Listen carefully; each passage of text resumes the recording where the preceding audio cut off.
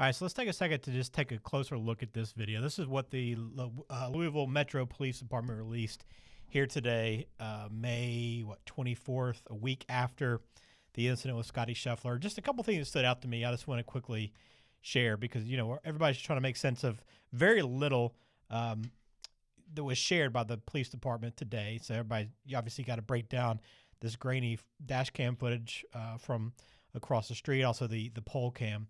But I thought what was interesting here, and I'm going to bring this back a little bit from before the event. So they obviously have 55 minutes of footage here. Well, if you watch early on, you see these cars filing in to the same entrance that Scottie Scheffler came in, okay? So it's not like this was not the flow of traffic at that point. We see it here all morning as people arrive. They're entering through this entrance.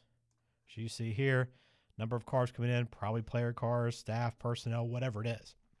Okay, so around the 20-minute mark is where we get the bus come in. Here's the bus that pulls into the entrance that ends up stopping out front. So you see following cars into this entrance of Valhalla. All right, so this bus pulls in, and no idea what the bus is doing. Maybe it can't make the turn. Sorry, one more bus. Apologies. Next bus. All right, so this bus starts pulling in here. Now, maybe it can't make the turn. Don't know what the deal is, but it ends up stopping. Once this police car right here in the middle clears out, you'll see. So it comes to a stop in front of the entrance. It's here for about a minute before we see Scottie Scheffler's vehicle. Now, you see cars back here behind the bus stopped, following them in, okay? My expectation, my feeling is that probably Scottie Scheffler is a few cars behind, notices that, hey, this is not moving. See another car coming in. I believe this is another police vehicle that gets escorted through. He probably saw that car come down the left side potentially, decides to follow it through. We see this car will get let through here in just 1 second. Just want to take you through each step of this process to kind of get a full idea of what was happening that morning. So that you can see the lights, the police lights on that vehicle.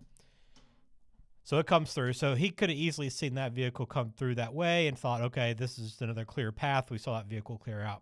Again, he's, you know, trying to get to the course, the place for about 4 hours from his tee time at this point, 4.5 maybe, get into his routine. So here around, now we're at the 22-minute mark. You're about to see Scheffler's car come into view here on the left. You'll only see it briefly. Now, a couple things to point out. As it pulls in, you'll see the headlights reflecting off the wet ground in the background. Watch how long it's here. Okay, you'll see it looks like maybe he got stopped here by a police officer, maybe the officer in question.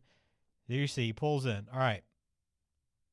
Maybe 5-6 seconds here, maybe talking to someone, maybe trying to wait for some room to clear out. You see somebody over here move out of the way, across the way, and now he pulls off, again, not at a rapid speed, and then pulls into the entrance where he's stopped eventually by the officer, told to get out of the car and put into handcuffs. So let's back this up one more second. Again, from this point forward, you'll see him pull in to get to where we end up seeing the handcuffs come on.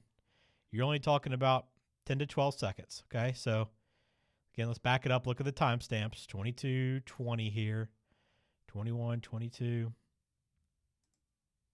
right, so he pulls in roughly around 22:33, gets stopped at about 22:36. All right, so let's just get an idea of how long he's talking to police officers. 5, 6, 7, 8, 9, 10 seconds talking to police officers. He pulls off towards the gate. Again, you could tell he's not going at a probably just lifted his foot off the brake pedal to accelerate. Didn't even probably accelerate. The other thing that I thought was very interesting here too, because the big question is what happens. There's no footage behind this bus. So the question is what happens here behind this bus? What is said? What is the initial confrontation? Does Scheffler pull off? We can tell he's not driving very fast, but does he accelerate at the very beginning there and throw the officer down to the ground? Potentially, right? That is a possibility in this scenario by what we see here. There's 6-7 seconds. He could have pulled off, after that initial, hey, you can't come here. Hey, I'm trying to play. I'm pulling off. Maybe hit the gas, could have fallen down. But what I thought was very interesting, and what I'm not too sure about here, is when you see him pull off, because you're looking for that officer. In the other footage, you see the officer running towards the car and banging on the windshield to stop in the car. So if that officer's claim is that he got knocked down and drug across the ground, could he have gotten up as quickly? You see him there briefly for a half a second. Could he have gotten up quickly, stopped? You see his reflection right behind the taillights there. Could he have gotten up from the ground where he got dragged down and caught up to the vehicle in a matter of 3 seconds? Right? I mean, that's what you're looking at here from the time this car pulls off to the time where he stops. So you see that car 1, 2, 3, 4, 5, 6 seconds. He's back on the car. You figure the first 3 seconds are him falling down. Can he get up that quickly and get back to that vehicle to bang on Sheffler's car right here in just a matter of 2 or 3 seconds? It's certainly possible, but it seems a little far-fetched. It almost seems like, to me, again, just by going off of what's here, by what the eyewitness accounts on hand, everybody but that officer has said, is that it looked like by this video, he pulls in, he gets stopped by someone trying to go around this bus, which is parked here inexplicably, with its door open at this point as well. Not sure what it's doing. Nobody's helping direct traffic over here, by the way. Maybe there's somebody behind the bus, but it's not clear where to go at this point, and he's trying to get in.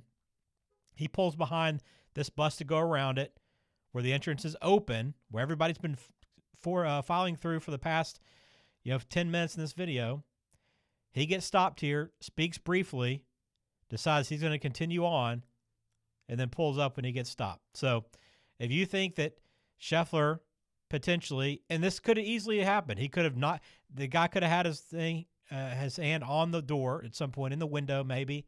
Sheffler hits the gas, it knocks him off balance, it's wet, he maybe slips, he falls. Sheffler slows down and stops as he sees him come running to him, and that's when everything happened. But just by judging this, just the time frame, he's sitting back here for 10 seconds. It takes him 6 seconds from pulling off to where we see the officer all the way over, almost chasing down his car. 8 seconds. That means he has to get pulled to the ground, gather himself, get up, chase the car down in that bit of time. So I don't know. You be the judge. This, again, is on the Louisville Metro Police Department YouTube channel. This, I think, gives you a little bit better context to what happened than the pull across the way, across the street on the Shelbyville Road is the other video here. So curious what your thoughts are.